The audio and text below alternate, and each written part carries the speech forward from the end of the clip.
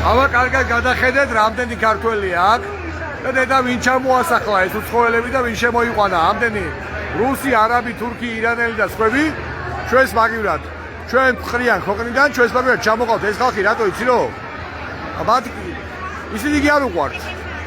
უბრალოდ ისინი ფულს იხდიან სწავლაში, ცხოვრებაში, სახლის ყიდვაში, რომელსაც თვითონ აშენებენ ჩვენი ქალაქის ჩაბეტონების და მკვლობის ხარჯზე, მიწაში, რომელსაც ჩვენ გვიყიდიან და პლუს უცხოელებს არ აქვს პრეტენზია პოლიტიკური.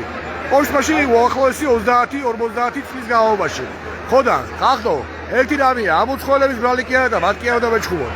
უნდა ვეჩხუბოთ და მოვიშოვოთ და გადავყაროთ და ჩამოვყაროთ და ციხეში ამოვალყოთ ისინი, ვისაც ჩამოყავს ეს ხალხი, ანუ ვინც გვიყიდის ჩვენ სამშობლოს, ჩვენ ქართველებს ყრის და საქართველოს სწორებს ქართველების გარეშე და ამ დროს ყველანაირი სხვა ქვეყნის წარმომადგენელს აქ ასახლებს. ორი ბიზნესი.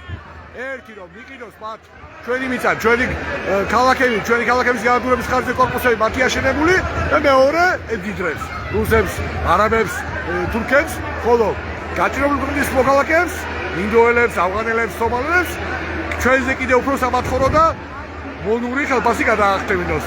ხო და იქნებ აზრზე მოხვიდეთ და საქართველოს ქართველების გარეშე დარჩება ცოტა მოინდომოთ და იბრძოლოთ, თორე დამთავრდა საქართველო, აგერ არის ამის სახე.